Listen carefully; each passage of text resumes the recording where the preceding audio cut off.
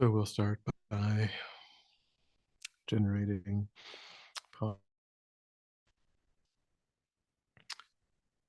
So as normal, we generate the minds of faith and refuge and bodhicitta, having confidence in the Buddha's teachings, in the way that they are presented to us by Lama Tsongkhapa, Lama Atisha, Lama Zopa Rinpoche, Lama Yeshe,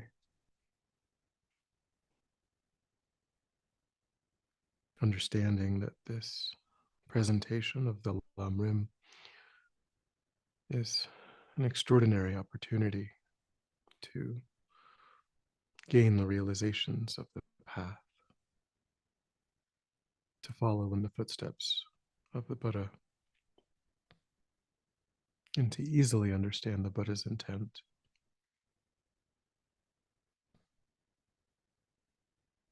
So thinking how fortunate we are to benefit from this presentation.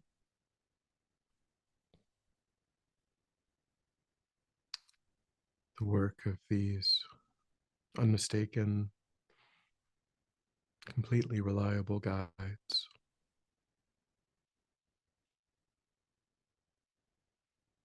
And understanding that the only purpose in achieving those realizations is to be of benefit to sentient beings.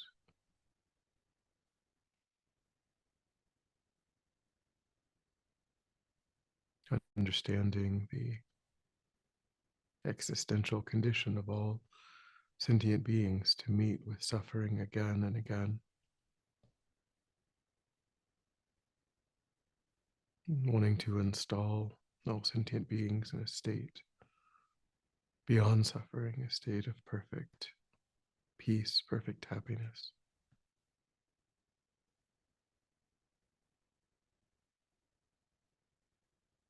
And taking responsibility for bringing that about, even by myself alone,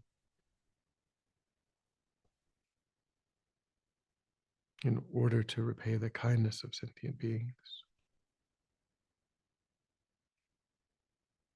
I must achieve my own enlightenment, to be free of the dangers of cyclic existence, and to have the capacity to really work for the benefit of others.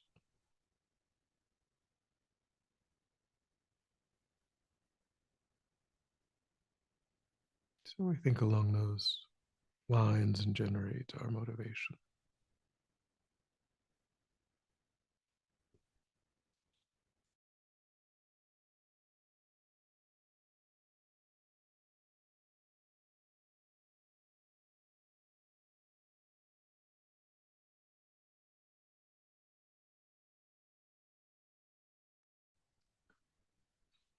All right.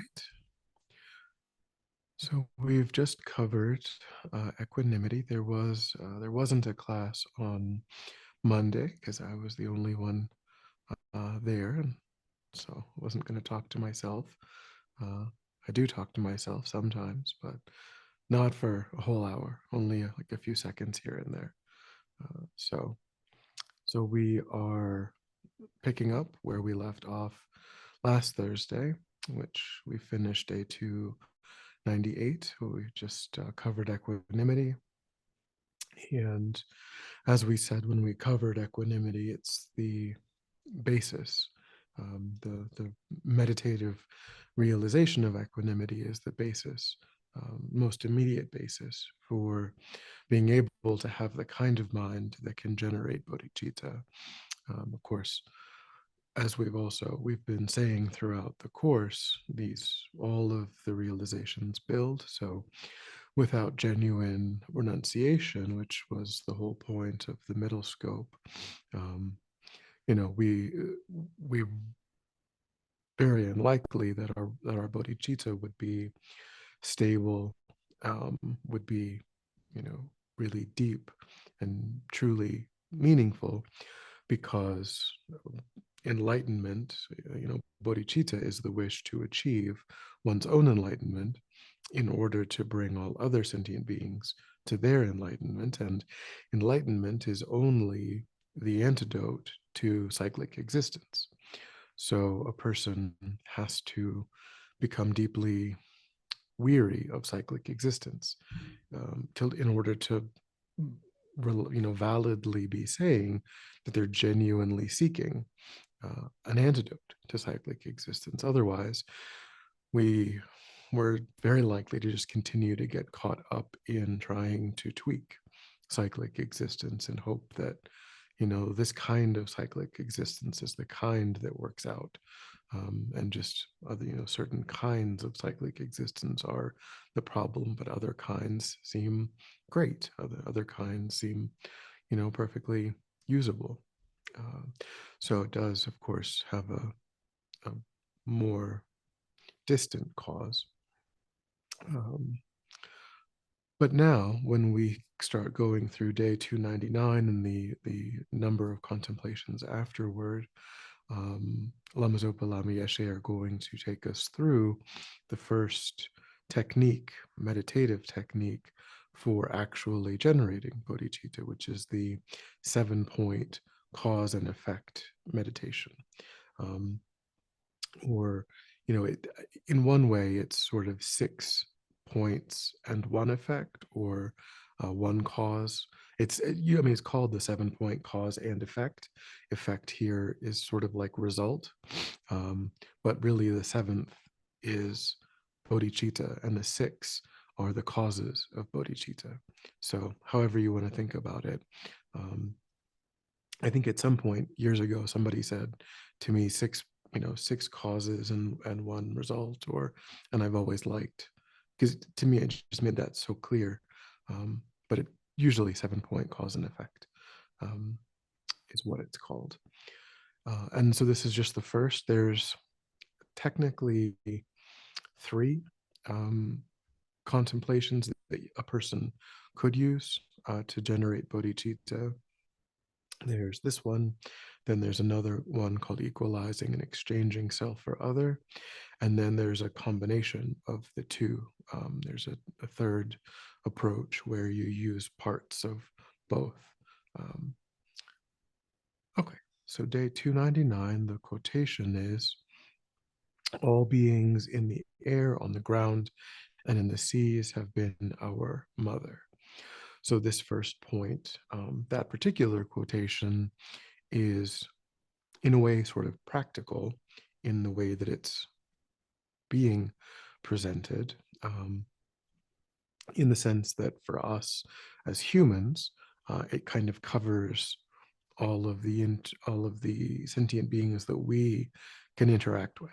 But it is true that the, this point applies to every sentient being, even if they're in different realms of existence. But as a training for the mind, focusing on the beings that we're actually interacting with is, quite reasonable and quite powerful.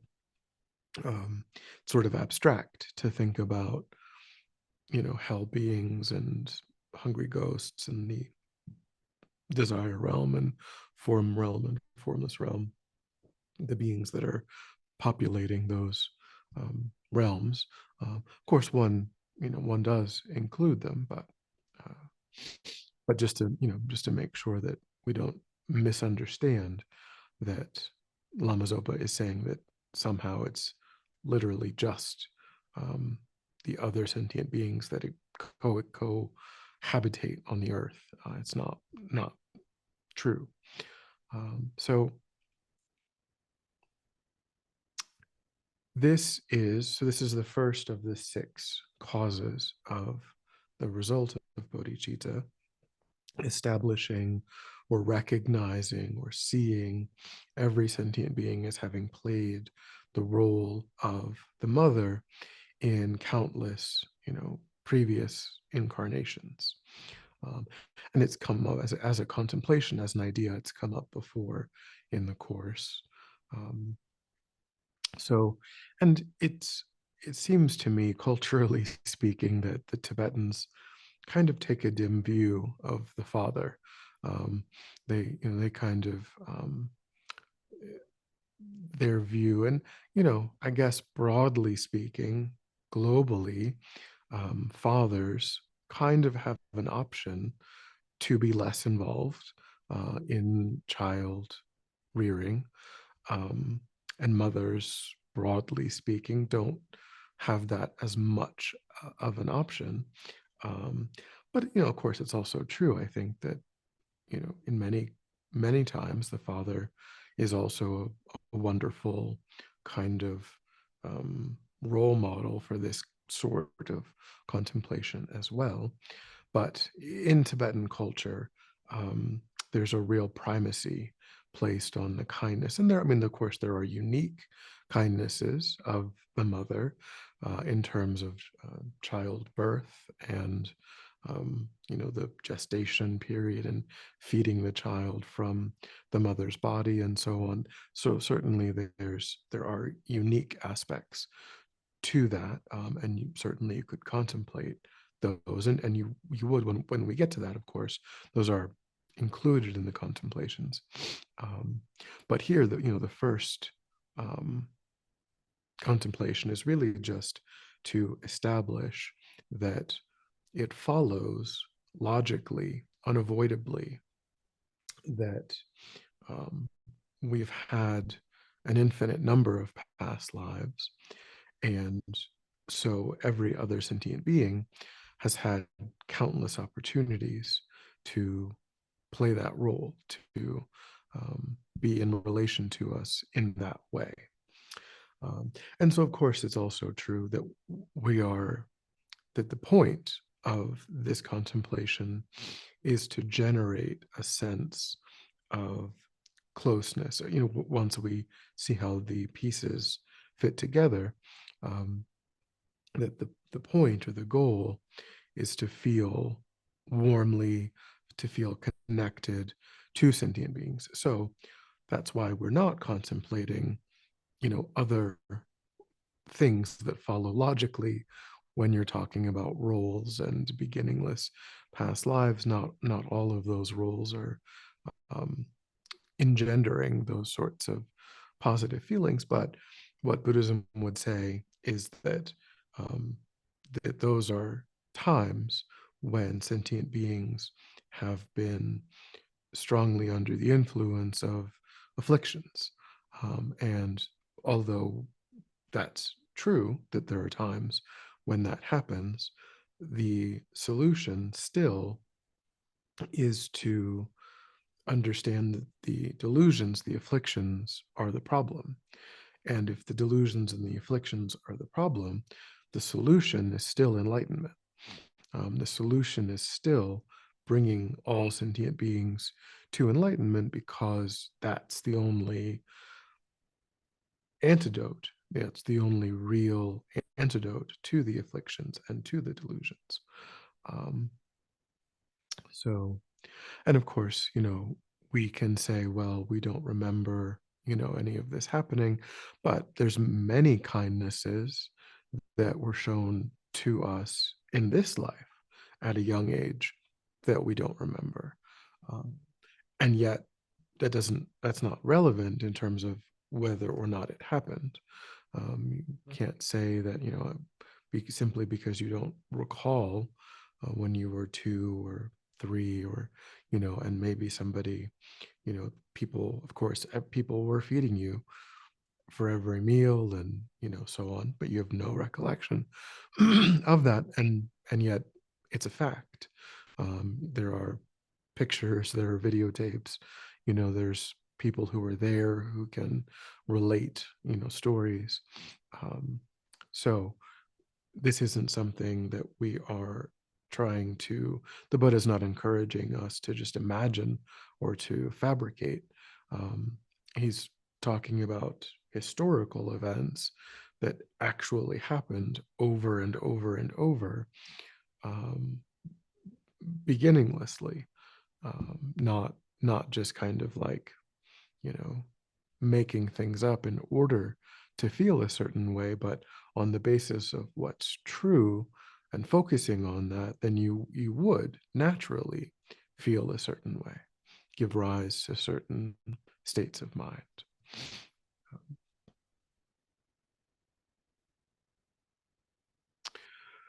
So any thoughts or questions about anything from last class or what I've mentioned thus far?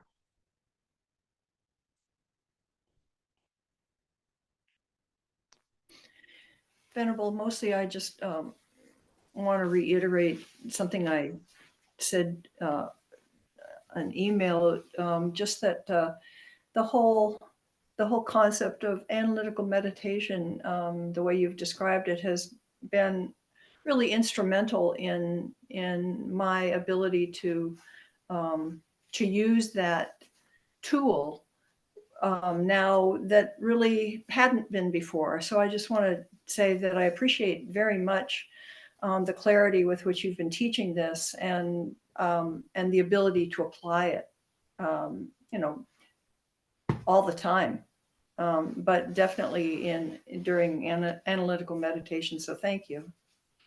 Yeah, sure. Yeah, I think that, particularly the Tibetan Buddhist approach is very much, I think people who gravitate toward that or really find that useful, it's because of the emphasis, I think, on analytical meditation that you find there, which is, really just a specialized form of thinking. It's just a sort of a directed, form of thinking where you're following a particular chain of reasoning and you're generating an insight as best you can and focusing your mind on that insight. And then through repetition, through familiarity, the insight itself, changes the way that you see things and perceive things. And it's just, yeah, I mean, the Buddha's view is just that we're deeply habituated to things that are not so positive, and we can become deeply habituated to things that are really positive. And analytical meditation is really the main vehicle, independence upon developing good concentration, as well, which is helped in analytical meditation, but also stabilizing, like the breath and other things. But yeah, it's I think it, because in Tibetan Buddhism, they really give you the actual methods. Like we're not, the Buddha isn't just saying, oh, you should want to achieve enlightenment for the benefit of all sentient beings. He's saying, that's good. And here's all of the actual things that you do to make that happen. This is why, and if we don't do them, they won't happen. We haven't done them, so they haven't happened. But this is actually just what you do. And if you do this, that is the result that comes from that. There's no other choice like that. This is creating the result of, that we're creating the cause of that result. Just like, we don't, there are implications. We don't deeply understand our impermanent nature. And so we make, mistakes because of, and, but we can fix that by becoming someone who does deeply understand our impermanent nature and so on. And then those mistakes that naturally flow from that misunderstanding just get corrected. So yeah, I think it's very powerful the way that, you know, um, the way that Buddhism, and particularly, Tibetan Buddhism, um, presents all of that. I think it's amazing. Also,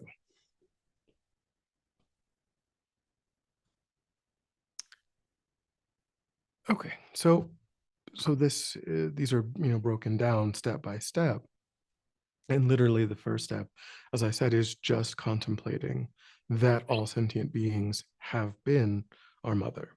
um, so you follow chains of reasoning, and there's a short book by Riba Rinpoche, Ribur Riber Rinpoche, Rinpoche, called generating, or how to generate bodhicitta, how to, Yes, How to Generate Bodhicitta. Um, it's a short little book, but it's very good. He goes through, these different, he gives, you know, quotations and, kind of primary source references for little things that you can bring to mind about, the beginningless nature of the mind and so on. So it's a very helpful book on this particular topic. And Lama Zopa has a couple books on bodhicitta as well.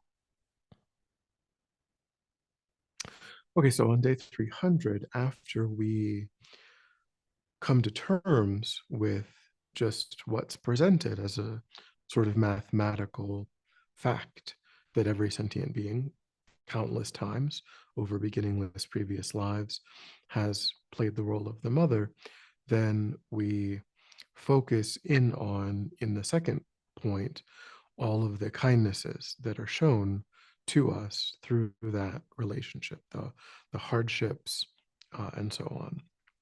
So there are four what are called outlines in this contemplation, where you contemplate the kindness of giving us this body, protecting us from life's dangers, leading us in the ways of the world, and bearing many hardships. So I guess those two are one, because it says four. So giving us this body, protecting us from life's dangers, then leading us in the ways of the world, and bearing many hardships is the third.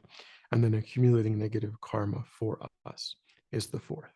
So these four things is one historical way of going about finding examples of the kindness of the mother.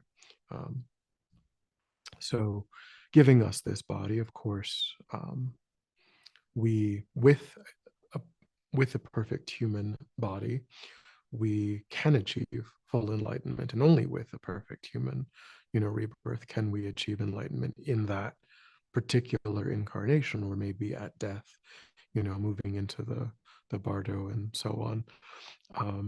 And so just the fact that she gave birth, just the fact, and then, kept us alive until we were able to sort of fend, even just that, that alone, because because again, there have been times when we've said, it's come up that from the Buddhist perspective, that this idea of kindness is related to what we benefit from. So ordinarily, we think that the other person has to have done something purely, like, altruistically, purely selflessly, and we think that's kindness. But from the Buddhist perspective, if we receive a benefit, then it is a kindness to us because there is a benefit.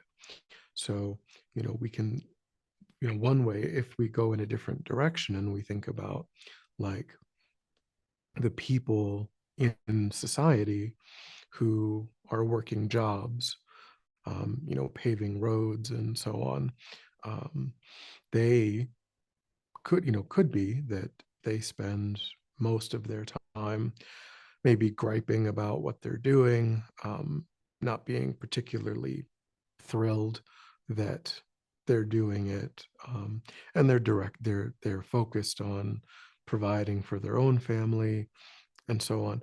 However, they've been instrumental in creating a system that we use every day, and we use it to attend teachings, we use it to go to work, when we need to go to the doctor, the roads are right there, paved and safe, and ready for us to be able to access whatever we need.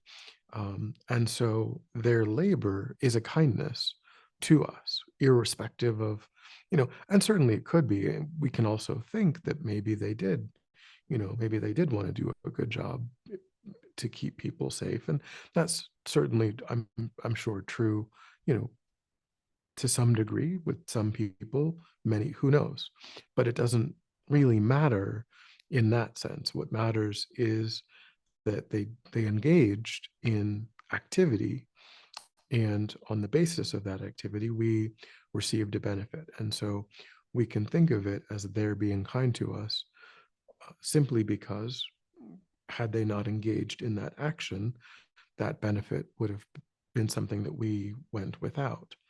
Um, so, and then of course, our parents, are our first teachers in terms of socializing us, helping us to see right from wrong, helping us to become more and more independent, being able to navigate increasingly complex social situations, and so on, you know, demonstrating how to safely cross the street and, get on and off the bus and all kinds of things that we used to stay safe, to begin to create relationships and navigate the world um, in more and more difficult ways.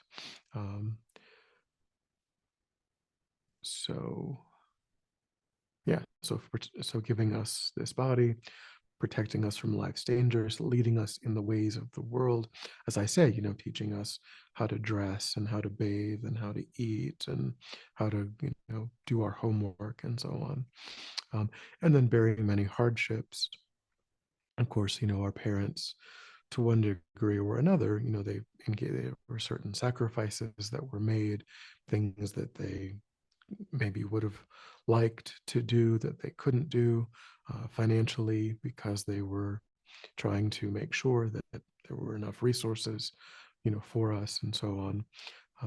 And then even accumulating negative karma, for us, because parents are oftentimes quite protective.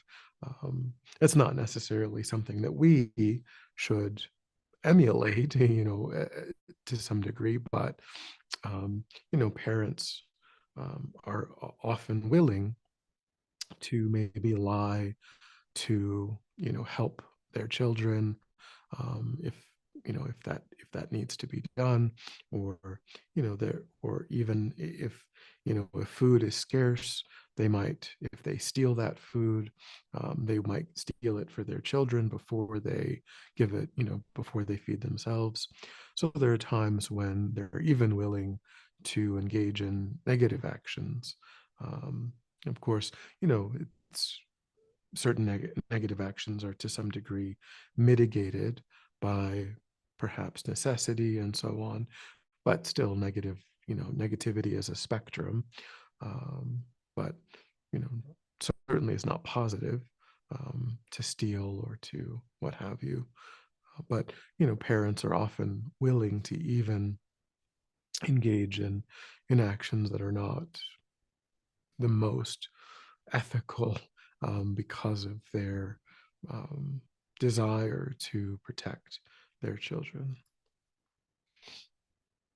So really, I mean, had we not, in that way, our parents kind of, they created causes for their suffering in order to benefit us. Had we not been born, they would have avoided those negativities, and so they've actually, to some degree, maybe been put in a worse situation because of that.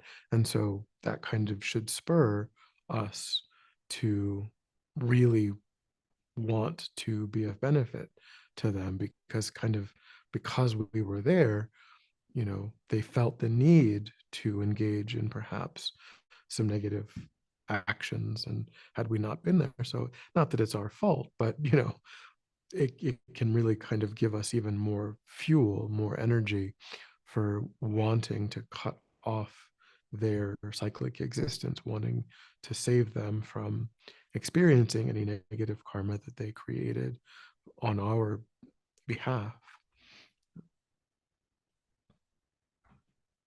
So essentially what a person would do in meditation on this particular point is to find a template, you know, using one's own direct experiences, which could be, one's own biological mother in this life, or it could be someone who played kind of an important caregiving role in this life, and you use that as a template for the kind of caregiving that often, typically happens. Um, so this isn't talking about, any kind of heroic, extraordinary. This is talking about kind of ordinary, feeding and clothing and educate, kind of the normal things that parents, caregivers do for their children. Um, of course, there are times when not everyone has in this life the best, or sort of template that's easily accessible, because we're talking in general terms about what happens most often, and certainly any sentient being at any point in time can come under the afflictions. So certainly one's parents were and are under the influence of affliction, as are we. um, but still, we try to think of a sort of um, template set of kindnesses that we have experience with, and then we generalize that. Again, going back to the first point, recollecting that it applies to every single other sentient being, that those sorts of ordinary kindnesses were the sorts of kindnesses that all of those people again and again showed to us over beginningless past lives. Okay. Any thoughts or questions?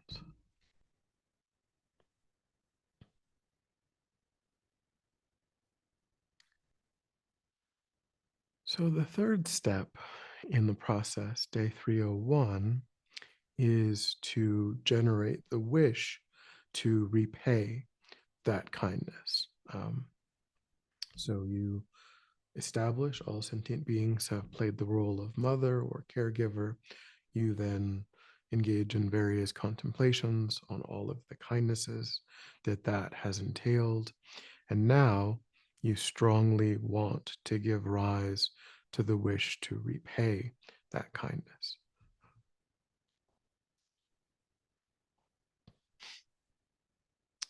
So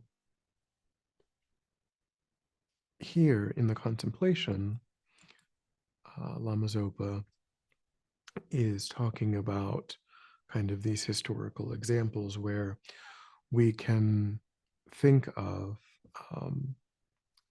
sentient beings as being, as we are, sentient beings are, as we've said, strongly under the influence of delusion and affliction, and as such, creating the cause of suffering again and again. That's also true of oneself. However, we at least have access to methods and wisdom that, if we take it seriously and if we really make a strong effort to internalize, will, as we've said, unavoidably bring us to enlightenment. There's no other. If you create the causes in your mind for enlightenment, enlightenment will follow. If you create the causes of, rebirth in the lower realms, then rebirth in the lower realms will follow.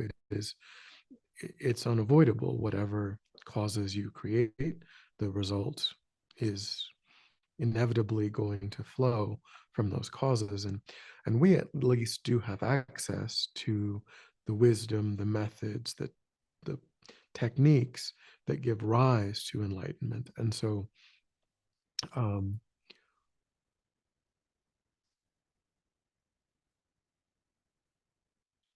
that basis, we can see how to repay the kindness of sentient beings. We can see that there is a path, there is a way in which, if we develop our potential, we can use that to be of benefit and to repay that kindness. So, and in Rinpoche Rinpoche's book, what he points out is that really there is no um, like special technique here, because in terms of the wish to repay, what he points out is that if we spend enough time contemplating the kindness of the mother, for as a archetype, um, then the wish to repay that kindness will arise spontaneously, will arise naturally, if we just focus on. So it kind of just moves into the wish to repay that kindness. And here what Lama Zopa is saying is that we should think about that in terms of, when we think about when that arises, we don't think about it in terms of just making sure that sentient beings are more comfortable, etc. We think about it in terms of these ultimate sources of suffering and these ultimate sources of happiness and satisfaction and so on. And that's what we should want for sentient beings. We think this is what, because I've met the Dharma, because I've met the virtuous friend, this is what I'm being instructed in.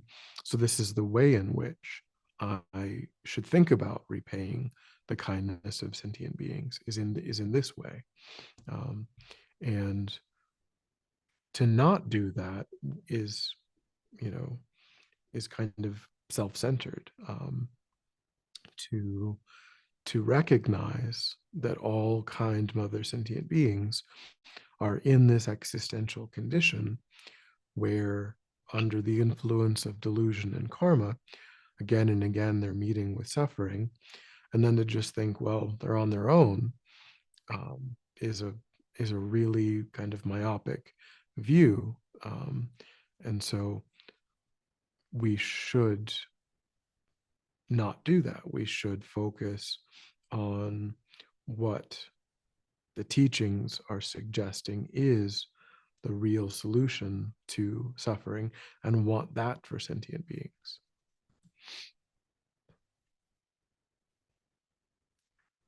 Okay. So then the fourth step is to generate great love. So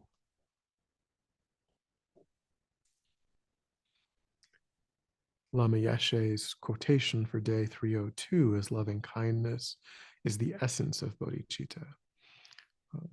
And then in the description, or in the contemplation, it says, from the Buddha's point of view, we know clear what love is.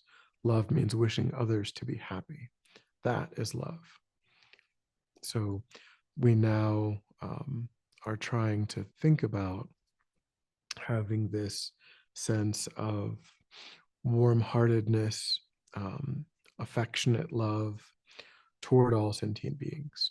Um, Again, having just recognized all sentient beings as having been our mother, contemplated their kindness, generated the wish to repay that kindness. Now we think about we kind of break down that existential condition in two ways. One is that sentient beings are bereft of genuine, perfect happiness. And next, when we get to compassion, we recognize that they meet with suffering again and again. But here we're focusing on this warm-hearted, closeness, affectionate, loving kindness that wishes sentient beings to have happiness and the causes of happiness, recognizing that they don't, recognizing that these kind mother sentient beings are never truly, perfectly, genuinely happy, and wanting that for sentient beings.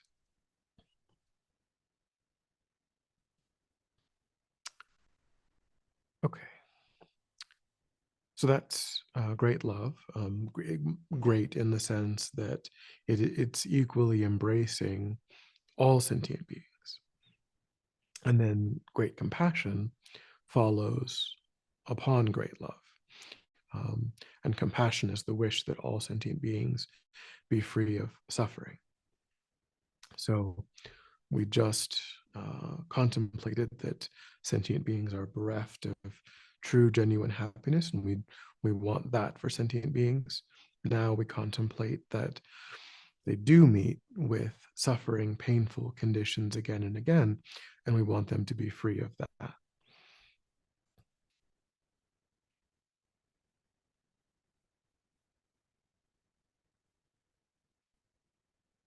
In the description, it says the feeling of Mahayana, great compassion, is just like that of a mother's love for one precious child. Were that child to fall into a pit of fire, its mother would feel such incredibly strong compassion that she would do anything to save it, including sacrifice her own life. No matter how disrespectful, rude, or disobedient the child is, the mother's love will never diminish in the slightest. Her only concern is her child's happiness, and she will do whatever she can to ensure that. This is how we should feel toward all living beings.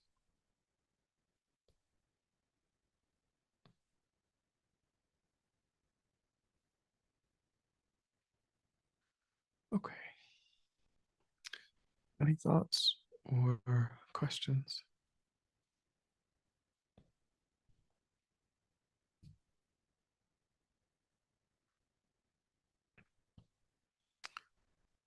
Okay, so then the next, day 304, is the special attitude of personal responsibility. So we have recognized all sentient beings as having been one's mother, contemplated their kindness, generated the wish to repay that kindness, thought about all of the ways in which they are bereft of happiness, all of the ways in which they experience suffering, generated deep, abiding, great love and great compassion, wishing them to be happy, wishing them to be free of suffering. And now we generate the attitude, the mind that actually takes responsibility for bringing about that happiness and that freedom from suffering that we just generated. We realize that it isn't sufficient to just hope that someone else comes along and that that person has the fortitude to achieve enlightenment in order to be of benefit to all of these kind mother sentient beings.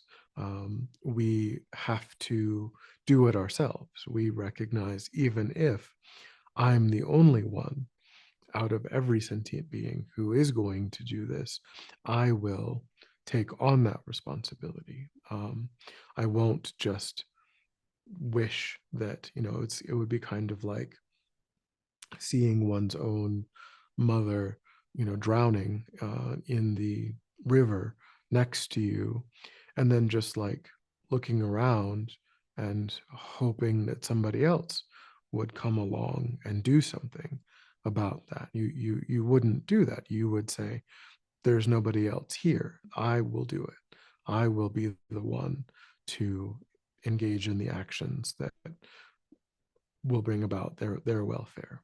Um,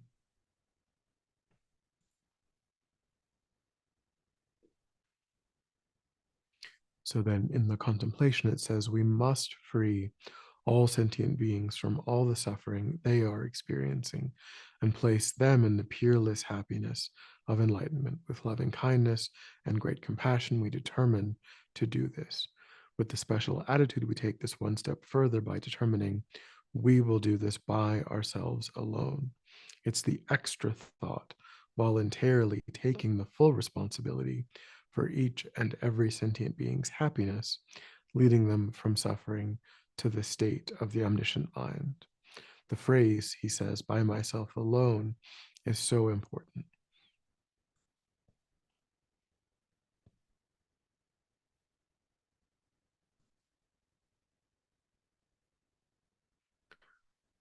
Any thoughts or questions?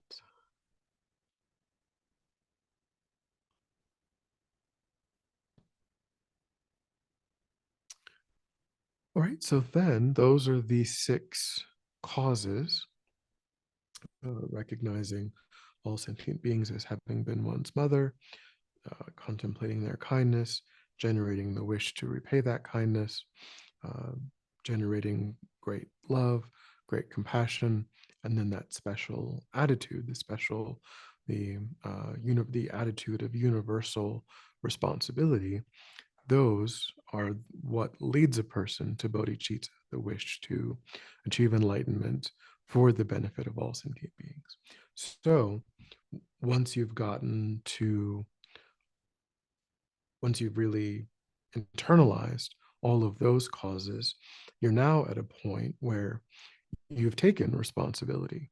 You have wished for all sentient beings to, you've deeply contemplated the existential condition of all sentient beings, seen their suffering, seen the ways in which they're bereft of happiness. You've decided that it's not sufficient to just hope that that changes, to hope that, somebody else will make it be different. But now you yourself are the one who will make it be different. So now you're left with how, like, what do I do? This, I've determined, I have voluntarily taken it upon myself to achieve this result, this goal of freeing all sentient beings from suffering and placing them in peerless happiness, as Lama Zopa says. So what does that, how do I do that? What does that mean? And it means achieving enlightenment oneself. Um, because we have to recognize that in our present state, we can't make good on that determination. We can't actually fulfill. We've kind of made a promise at that point to all sentient beings, and we're not able to fulfill it in our present condition, our present state, because we ourselves are under the influence of negative karma and delusion.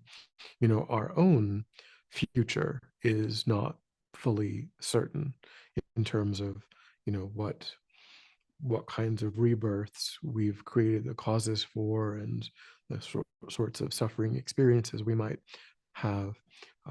So we are of very limited benefit to sentient beings as another completely ordinary sentient being. So we have to not be a completely ordinary sentient being if we have any hope of actually fulfilling the obligation that we voluntarily taken on at that point. Uh, so that's when we recognize that our entire lives should be devoted to doing what's necessary to achieve enlightenment, in order then to use that enlightenment to be of limitless, perfect benefit to sentient beings. Because without that, they will continue to suffer. They will continue, due to our lack of ability to actually, give them the right tools, give them the right methods, our lack of omniscience in knowing the minds of other sentient beings, being able to guide them clearly, perfectly, without mistake. Due to these limitations in our mind, sentient beings will continue to suffer. And so we have to overcome the limitations in our own mind in order to do what we said we were going to do what we have agreed to do. Um,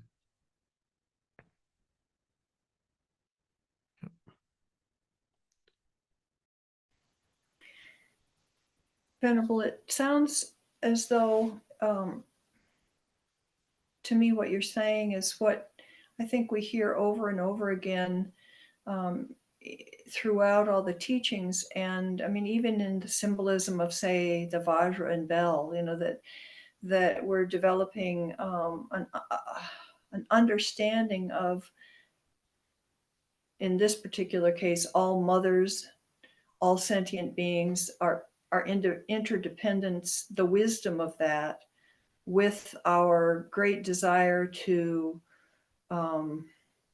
free them from suffering, the bodhicitta. And I mean, it just keeps reinforcing that message over and over. So it's interesting to hear it once again in these terms. Yeah, that's all.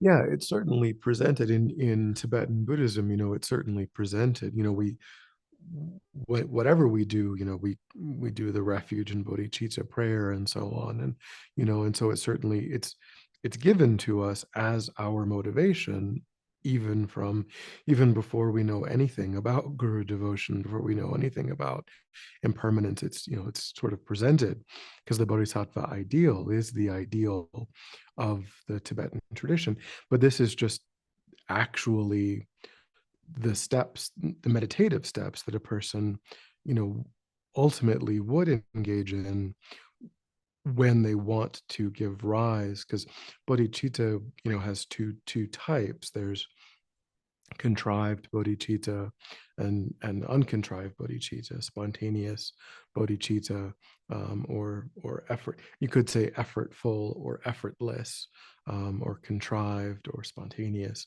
So, and the goal, because we can give rise to some feeling, some of the time when we think about these things, but it's very effortful. But if we engage in this kind of contemplation, and again, supported by the progress that we're making with renunciation and so on, we can get to a point where it becomes our baseline state, and then we're a bodhisattva, which is, of course, quite a high realization, but ultimately that's, what we're aiming for is to internalize it so deeply that it just becomes our ordinary baseline.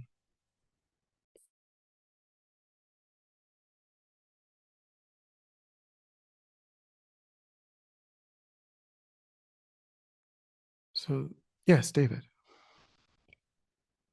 Hi, Venerable. Can you hear me okay? Yep. Okay.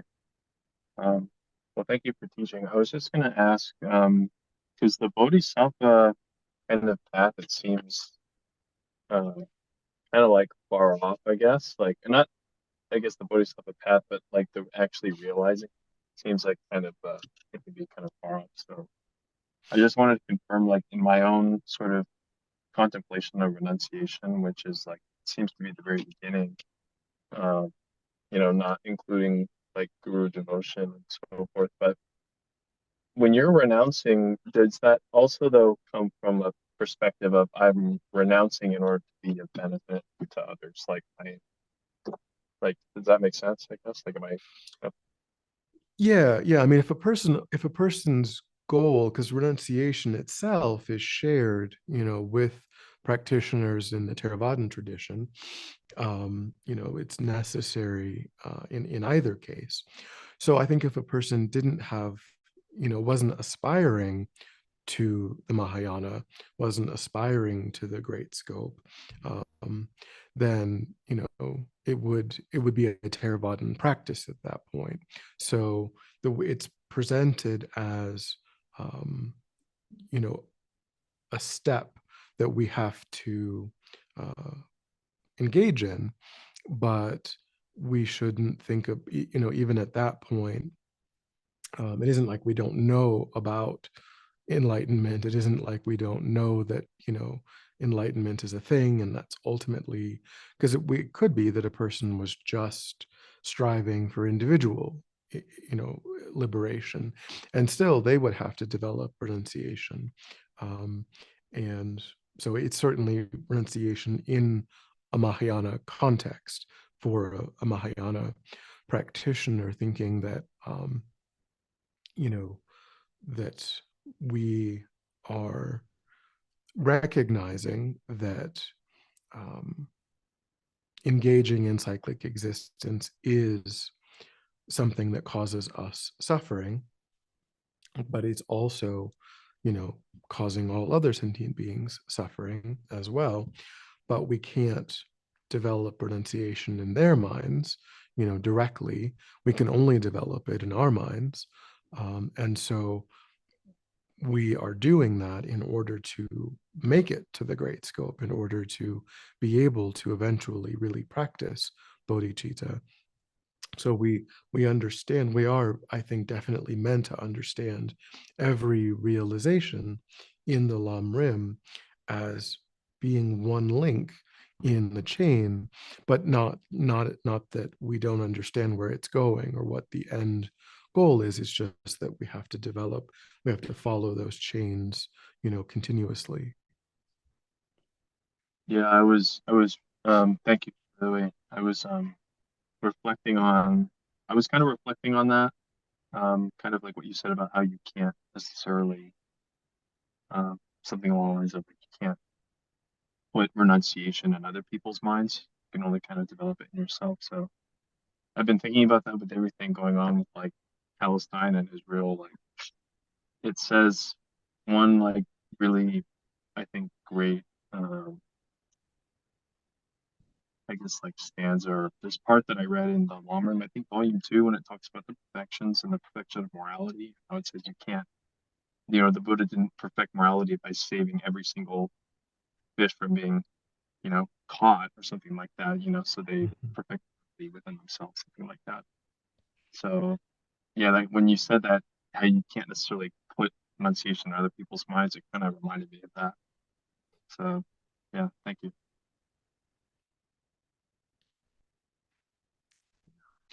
All right. So I think it's a good stopping point.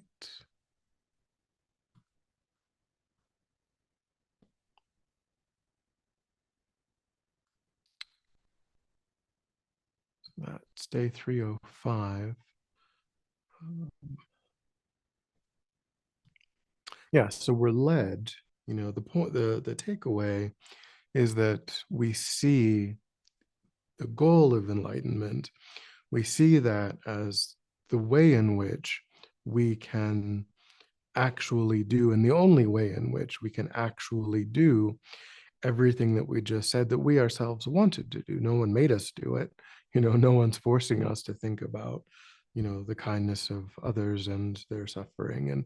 But when we do that, and then when we think, oh, it's unbearable, that kind mother sentient beings are suffering and that they wish for happiness, but they never are truly able to meet with happiness. And I'm not going to just put that off onto some other, and just, like, well, it's terrible, but I hope, I need some other person, they need to clean it up, they need to fix it. We're not going to do that. We are going to be the ones who actually step in and do the work and help out. Then we're left with enlightenment as the only possible avenue of being of any benefit. Um, so then at that point, that really becomes the only thing that matters to a person is, when that bodhicitta becomes spontaneous, when it becomes uncontrived, then every action, of body, speech, and mind is directed only at creating the cause of enlightenment, not for oneself, but because the vehicle of enlightenment is how we repay the kindness of others, is how we actually ensure the welfare of others. And there is no other um, method that we can take advantage of. It's the only advantage, it's the only um, mechanism, it's the only vehicle that is available. So it's the vehicle that we put all of our effort into at that point. Okay, so we'll leave it there for today.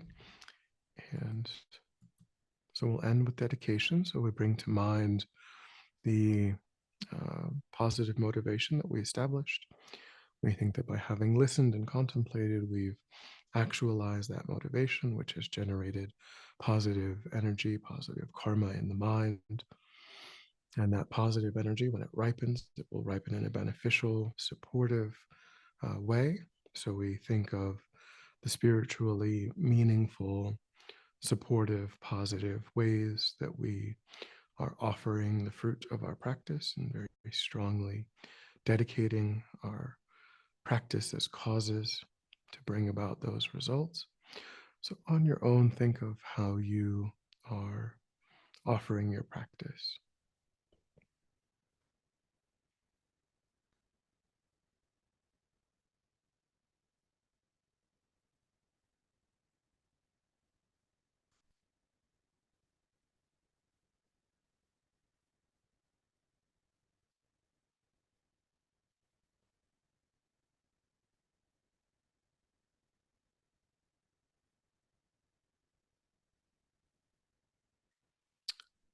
All right.